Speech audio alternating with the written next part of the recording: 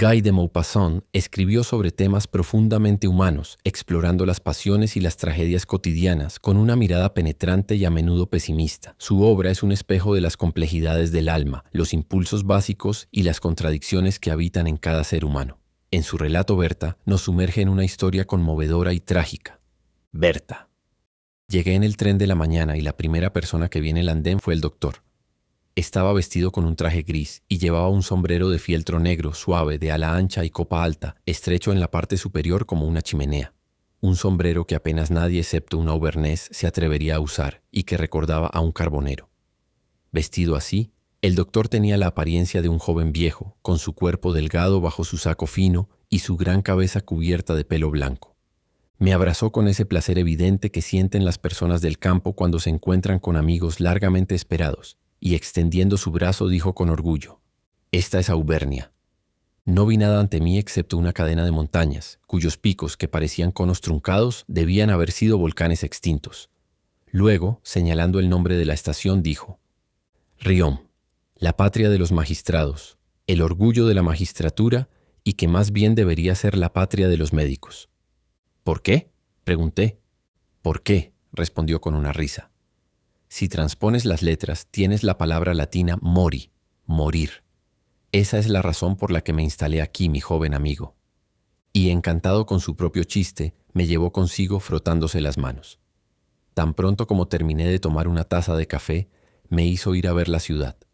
Admiré la casa del boticario y las otras casas notables, todas negras, pero tan bonitas como pequeñas joyas, con sus fachadas de piedra esculpida.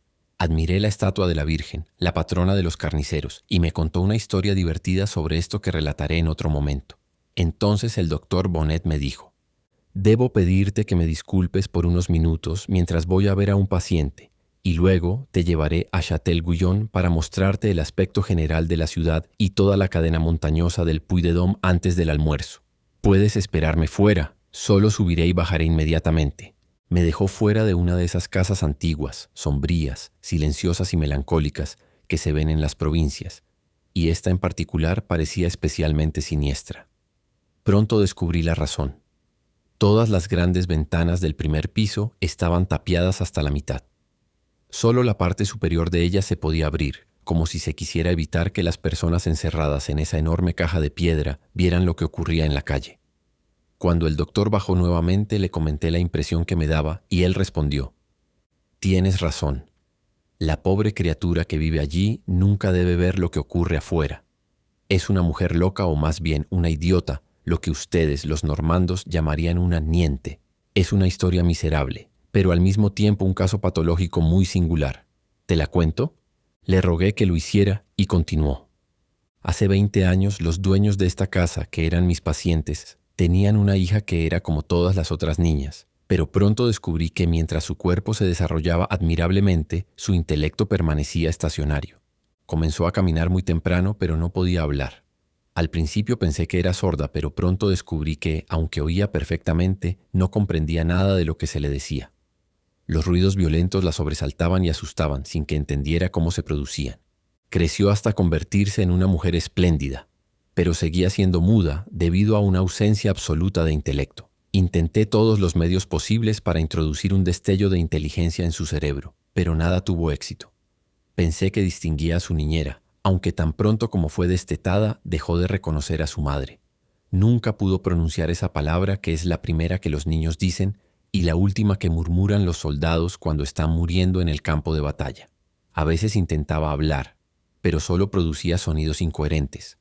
Cuando hacía buen tiempo, reía continuamente y emitía gritos bajos que casi podían compararse con el gorjeo de los pájaros. Cuando llovía, lloraba y gemía de una manera dolorosa y aterradora, que sonaba como el aullido de un perro antes de que ocurra una muerte en una casa. Le gustaba rodar por el pasto, como lo hacen los animales jóvenes, y correr descontroladamente, y aplaudía con sus manos cada mañana cuando el sol entraba en su habitación, e insistía con señas en vestirse lo más rápido posible para poder salir. No parecía distinguir entre las personas, entre su madre y su niñera, o entre su padre y yo, o entre el chofer y el cocinero. Yo particularmente apreciaba a sus padres, que estaban muy desdichados por su causa, y los visitaba casi todos los días. Cenaba con ellos con bastante frecuencia, lo que me permitió notar que Berta, así la habían llamado, parecía reconocer los diferentes platos y prefería unos a otros. En ese momento tenía 12 años, pero con una figura tan desarrollada como la de una chica de 18 y más alta que yo. Entonces se me ocurrió la idea de desarrollar su glotonería y de esta manera cultivar un leve poder de discriminación en su mente y forzarla por diversidad de sabores, sino a razonar, al menos a llegar a distinciones instintivas, que por sí mismas constituirían una especie de proceso necesario para el pensamiento. Más tarde, apelando a sus pasiones y utilizando cuidadosamente aquellas que pudieran servir a nuestro propósito, podríamos esperar obtener una especie de reacción en su intelecto y gradualmente aumentar la acción inconsciente de su cerebro. Un día le puse 2 platos frente a ella, uno de sopa y el otro de crema de vainilla muy dulce. Le hice probar cada uno sucesivamente y luego la dejé elegir por sí misma y se comió el plato de crema. En poco tiempo la hice muy golosa, tan golosa que parecía que la única idea que tenía en la cabeza era el deseo de comer.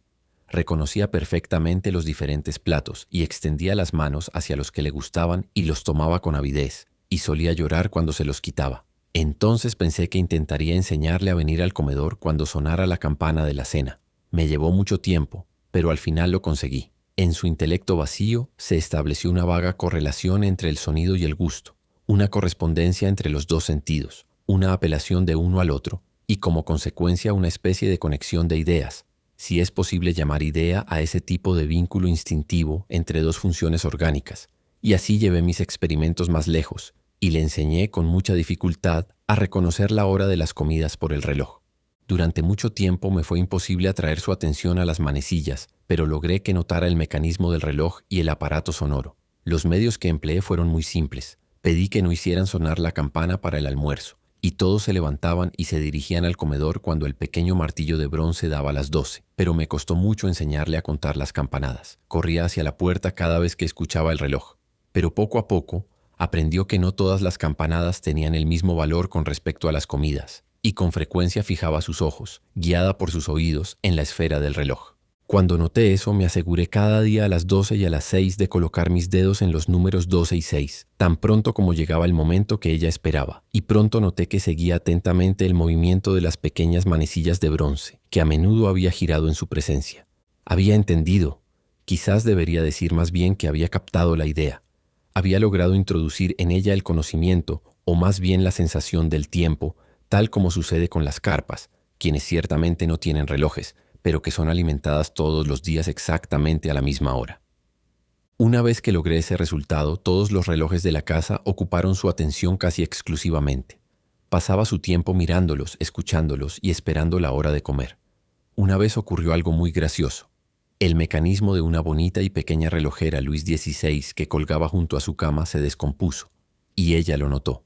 Se quedó 20 minutos con los ojos puestos en las manecillas esperando que diera las 10, pero cuando las manecillas pasaron la cifra, se asombró al no escuchar nada. Estaba tan estupefacta que se sentó, sin duda abrumada por una sensación de violenta emoción, como la que sentimos frente a alguna terrible catástrofe. Tuvo la increíble paciencia de esperar hasta las 11 para ver qué sucedía, y como naturalmente no escuchó nada, fue repentinamente presa de un ataque salvaje de ira por haber sido engañada y confundida por las apariencias, o dominada por ese miedo que siente cualquier criatura asustada frente a algún terrible misterio, y por la furiosa impaciencia de un ser apasionado que se encuentra con algún obstáculo. Tomó las tenazas de la chimenea y golpeó el reloj tan violentamente que lo rompió en pedazos en un momento. Era evidente, por lo tanto, que su cerebro sí actuaba y calculaba, aunque de manera oscura y dentro de límites muy restringidos, porque nunca logré hacer que distinguiera a las personas como distinguía el tiempo. Para estimular su intelecto era necesario apelar a sus pasiones, en el sentido material de la palabra, y pronto tuvimos otra, y desgraciadamente, una muy terrible prueba de esto.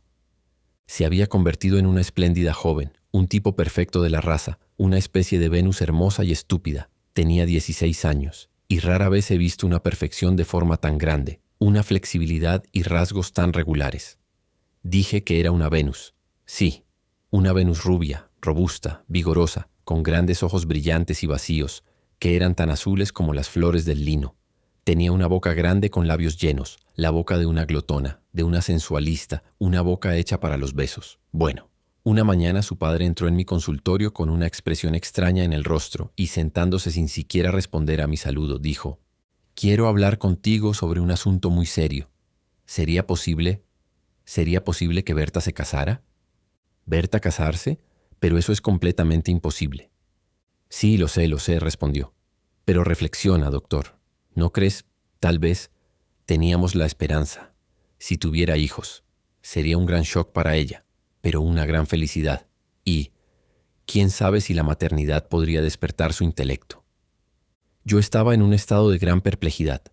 Tenía razón, y era posible que una situación tan nueva y ese maravilloso instinto de maternidad que late en los corazones de los animales inferiores, al igual que en el corazón de una mujer, que hace que una gallina se lance a las fauces de un perro para defender a sus pollitos, pudiera provocar una revolución, un cambio total en su mente vacía y poner en movimiento el mecanismo inmóvil de sus pensamientos. Además, de inmediato recordé un caso personal. Algunos años antes tuve una perra spaniel que era tan estúpida que no podía hacer nada con ella. Pero cuando tuvo cachorros se volvió, si no exactamente inteligente, al menos casi como muchos otros perros que no habían sido completamente entrenados. Tan pronto como preví la posibilidad de esto, el deseo de casar a Berta creció en mí, no tanto por amistad hacia ella y sus pobres padres, sino por curiosidad científica. ¿Qué sucedería? Era un problema singular. Dije en respuesta a su padre: quizás tengas razón. Podrías intentarlo, pero nunca encontrarás a un hombre que consienta en casarse con ella.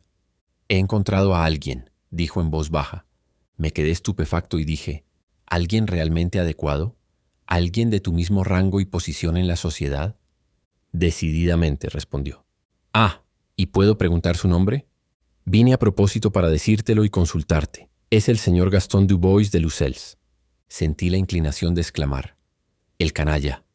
Pero me quedé en silencio y tras unos momentos de silencio dije: oh, muy bien, no veo nada en contra. El pobre hombre me estrechó la mano con mucho entusiasmo. Se va a casar el próximo mes, dijo. El señor Gaston Dubois de Lucelles era un despilfarrador de buena familia, quien, después de haber gastado todo lo que había heredado de su padre e incurrido en deudas de todo tipo de maneras dudosas, estaba tratando de descubrir algún otro medio de obtener dinero, y había encontrado este método. Era un joven apuesto y en excelente salud, pero dado a la juerga, uno de esa odiosa raza de juerguistas provincianos, y me pareció ser tan adecuado como cualquier otro, y se podía deshacerse de él más tarde dándole una asignación. Vino a la casa para cortejarla y pavonearse ante la chica idiota, quien sin embargo parecía agradarle. Le traía flores, le besaba las manos, se sentaba a sus pies y la miraba con ojos cariñosos, pero ella no prestaba atención a ninguna de sus atenciones y no hacía distinción alguna entre él y las otras personas que estaban a su alrededor. Sin embargo, el matrimonio se celebró, y puedes imaginarte cómo se despertó mi curiosidad. Fui a ver a Berta al día siguiente para tratar de descubrir, a través de su apariencia, si se habían despertado en ella algún tipo de sentimientos, pero la encontré exactamente igual que siempre, completamente absorta en el reloj y la cena, mientras que él, al contrario, parecía realmente enamorado, y trataba de animar el espíritu y el afecto de su esposa con pequeñas caricias y mimos, como los que se prodigan a un gatito. No se le ocurrió nada mejor. Visitaba a la pareja con bastante frecuencia, y pronto percibí que la joven reconocía a su marido y le dirigía esas miradas ansiosas que hasta entonces solo había reservado para los platos dulces. Seguía sus movimientos, reconocía sus pasos en las escaleras o en las habitaciones contiguas, aplaudía con las manos cuando él entraba, y su rostro cambiaba y se iluminaba con las llamas de una profunda felicidad y deseo. Lo amaba con todo su cuerpo y con toda su alma, hasta lo más profundo de su pobre y débil alma, y con todo su corazón, ese pobre corazón de algún animal agradecido. Realmente era un cuadro encantador e inocente de una pasión simple, de una pasión carnal y sin embargo modesta, tal como la naturaleza había implantado en la humanidad antes de que el hombre la complicara y desfigurara con todos los diversos matices del sentimiento. Pero pronto se cansó de esta ardiente, hermosa y muda criatura y no pasaba más de 1 hora al día con ella, pensando que era suficiente si volvía a casa por la noche. Ella comenzó a sufrir a consecuencia de ello. Esperaba por él desde la mañana hasta la noche mirando el reloj. Ya no se preocupaba ni siquiera por las comidas, ya que él tomaba todas fuera de casa, en Clermont, Châtel-Guyon, Royat, no importaba dónde, mientras no estuviera obligado a volver a casa. Empezó a adelgazar. Cualquier otro pensamiento, cualquier otro deseo, cualquier otra expectativa y cualquier esperanza confusa desaparecieron de su mente, y las horas durante las cuales no lo veía se convirtieron en horas de terrible sufrimiento para ella. Pronto dejó de regresar regularmente por las noches. Las pasaba con mujeres en el casino de Royat y no volvía hasta el amanecer. Pero ella nunca se acostaba antes de que él regresara. Permanecía sentada inmóvil en una butaca, con los ojos fijos en las manecillas del reloj, que giraban tan lenta y regularmente alrededor de la esfera de porcelana con las horas pintadas. Escuchaba el trote de su caballo a lo lejos y se incorporaba de un salto, y cuando él entraba en la habitación, ella se levantaba con movimientos de autómata y señalaba el reloj, como queriendo decir, «Mira qué tarde es». Y él comenzó a tener miedo de esta mujer amorosa y celosa, medio idiota, y se enfurecía, como lo hacen las bestias. E incluso una noche llegó al extremo de golpearla, por lo que me mandaron llamar. Cuando llegué, ella se retorcía y gritaba en una terrible crisis de dolor, ira y pasión. ¿Quién sabe qué? ¿Puede uno decir lo que sucede en cerebros tan poco desarrollados? Yo la calmé con inyecciones subcutáneas de morfina y le prohibí verlo nuevamente, porque vi con claridad que el matrimonio la mataría infaliblemente con el tiempo. Entonces se volvió loca. Sí, querido amigo, esa idiota se volvió loca. Siempre está pensando en él y esperándolo. Lo espera todo el día y la noche, despierta o dormida, en este mismo momento sin cesar. Cuando vi que se estaba adelgazando cada vez más y que persistía en no apartar sus ojos de los relojes, los hice retirar de la casa.